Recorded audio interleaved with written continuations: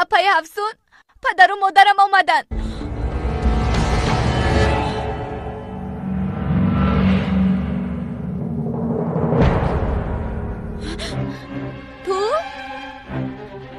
تو این کارو کردی.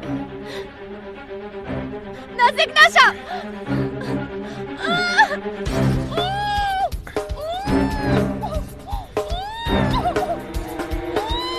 آرام شو.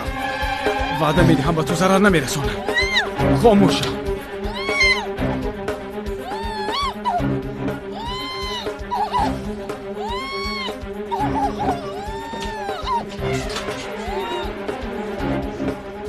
خدایا من به چی کار آلوده گشتم؟ اکنون چی کار میکنم؟ پینار در کجاست؟ من در این جایم، اما سیر را فاش نکن. افسون در را کشا. افسون مرا عصبی نکن، کشا.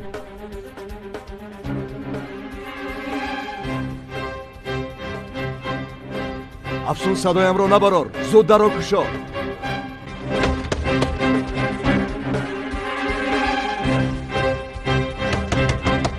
کشا آخر افسون در را کشا.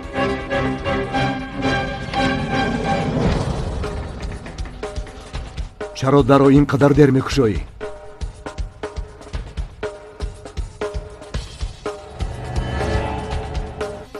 آخر من در همان بودم.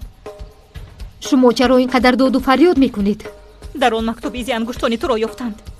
سببش را دانستن میخواهم. کدام مکتوب؟ میدانستم. از نزدیک دریافتیم. جوی امینه را نوشتند. کمیسر عزیز ایزی انگشتانی تو را یافته است. خانم نباید باشد به خانه آمدنت را دیده است. ما را دیده پنهان شده ای؟ چرا؟ برای فریده، چون که هر دفعه با من جنجال میکند. من به خانه‌تان رفته آن مکتوب را از زمین برداشته خوانده بودم. بعد صدای شما را شنیده مکتوب را مانده پنهان شدم. تو دروغ میگویی افسون. مادامی خواندی، چرا به ما نگفتی؟ انا برای همین ترسیدم که مرا گناهکار میکنید. او دروغ میگوید. شرف او به چشمانم نگاه کرده دروغ میگوید. به این گپا حتی کودک باور نمیکند.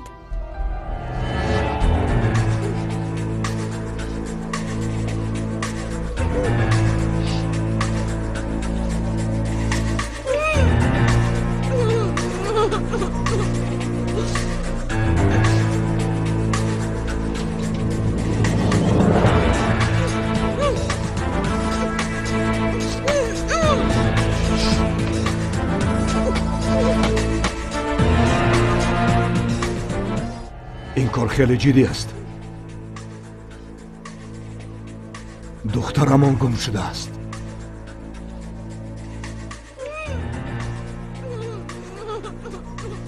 با من راستش رو گوی.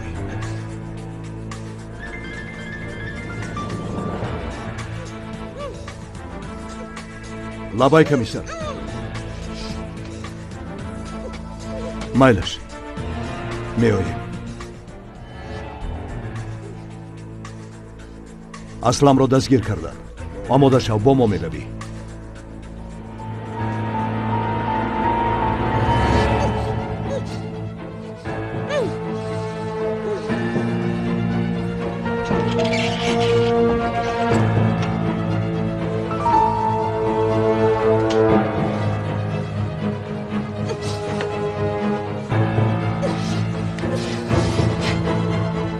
زودتر باش، ما را انتظار نکن.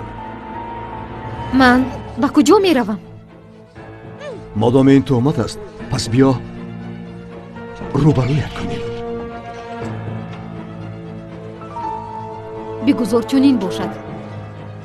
وقتی که حقیقت آشکار شود از من بخشش میپرسید.